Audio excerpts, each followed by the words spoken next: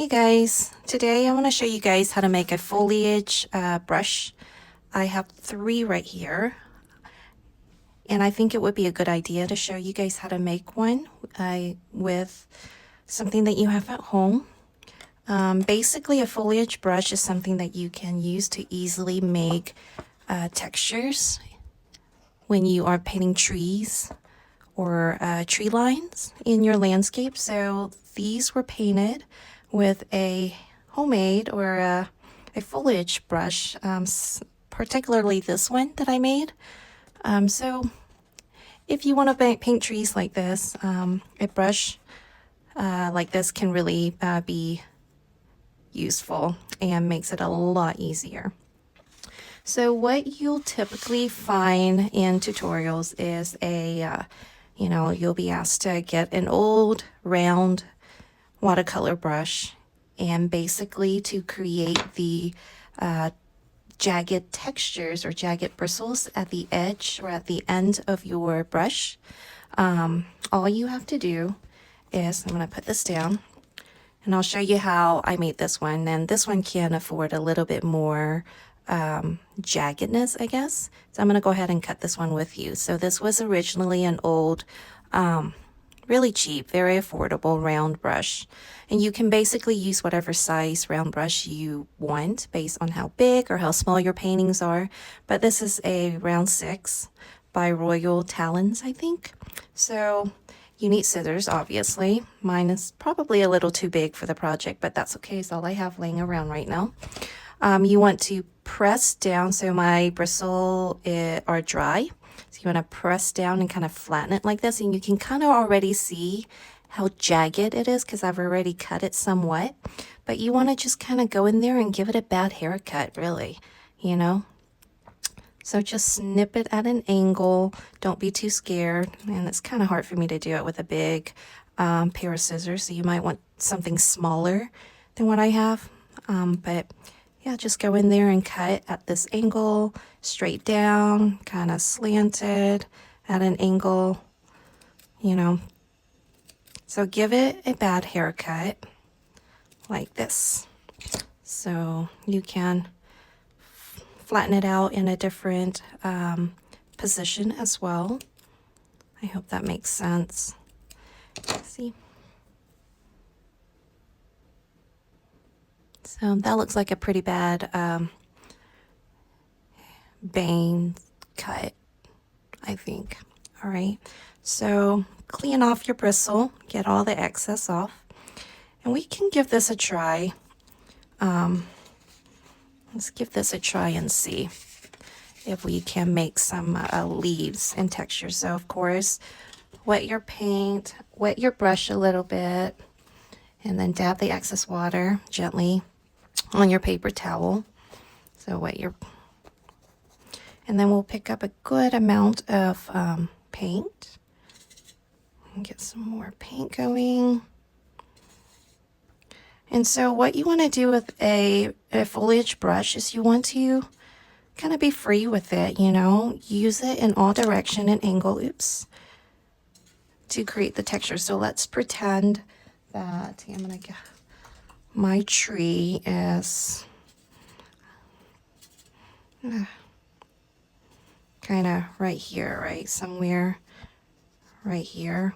I'm going to create the base a little bit, something in the trunk in the middle, and then the top.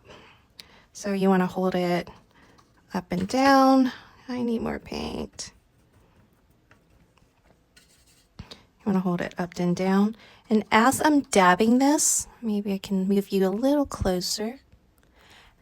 As I'm dabbing my brush onto the paper, I'm kind of turning it too to create textures in different direction. You can press down lightly to get light texture. You can press down harder to get more paint onto the page, and then you can work from that. So you can angle your brush like this, or you can do it up and down. And it really also depends on how much paint you have on your brush and how watery it is too. So, you know, this, I don't have a lot of water on mine, so it's coming out a little thick, but just kind of, you know, use these motions and kind of vary it as you go down or up your tree trunk and branches. And, you know, keep in mind the shape of the tree that you want. It could be, you know, a pine tree. It could be an evergreen. I'm not a botanist. I don't know a lot of trees, but you get the idea. Now, this was done using a round brush. And as you can tell, I'm not getting a lot of textures here. I feel like I should have cut some more. So if you're not happy and it's not kind of coming out, you know, with, you know, things like this, but more so globs of paint, maybe you need to cut some more. So just go back in and cut some more and make it more jagged, okay? So this was done using a round brush. Honestly, not my favorite way to make a foliage brush. So I have found that using a flat brush is a lot better for me. And what I mean is I have created my own using a flat brush. And I feel that that prevents a lot of this situation right here. I'm able to create more of these types of textures and variety and less of this with a flat brush. So what I did with this one was same thing with the round. I went in, it's an old cheap flat brush, nothing special. I flatten it out, I splay it out like this, and I gave it a bad haircut. You know, just snip, snip, snip, snip, snip, snip. You can have, you can cut a little bit, give it a try. If you don't like it, clean it off and cut some more. I've already cut this and I've been using it, but I just cut some more just to kind of demonstrate it to you guys. You see the bad haircut? That's great. All right, so we'll give this one a try and let me show you how different it can be from the round. Okay, so this one was with a round brush right here.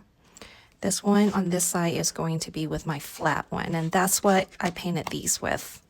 Okay, so let's get some paint going, and this one is a little bit hard. It's taken a while to wake up. Come on. All right, so here we go. So same thing. You can do the vertical hole, you can angle it, you can twist and turn it around, and I'll show you all of that and what you can create. So again, let's pretend our tree is right here. I'm just gonna go in and maybe do, I don't know, a pine tree or something. See what we get. So you see how it's already creating a lot more texture instead of big globs like this side or like right here. It's a lot airier and it allows me to, you know, if I don't want all of that space, I can go back in and fill it in, you know, maybe with a different value, a different color. You know, maybe I want this little area to be more solid, so I just add more. Maybe I want more it to be airier down here, so I'll just leave it alone. And it's so much easier and better, in my opinion, than the round foliage brush. I can twist it around as I'm going down my pine tree, turn it around. I can add a little bit of texture out here, you know, branches sticking out. I have the ability to create a tip top part just by turning, you know, my flat brush to the side like this. I can turn it to the side over here and create some, you know, foliage out here. I can press down harder if I want bigger globs. I can be press down real lightly if I want just, you know, a subtle amount of foliage. So as you can see, the difference between a foliage brush with using a flat brush and then this one using a round one, I think it's a big difference. Okay, so like I said, I made these trees right here, up here, using the flat foliage brush. And I hope now you can see the difference between a round one and a flat one.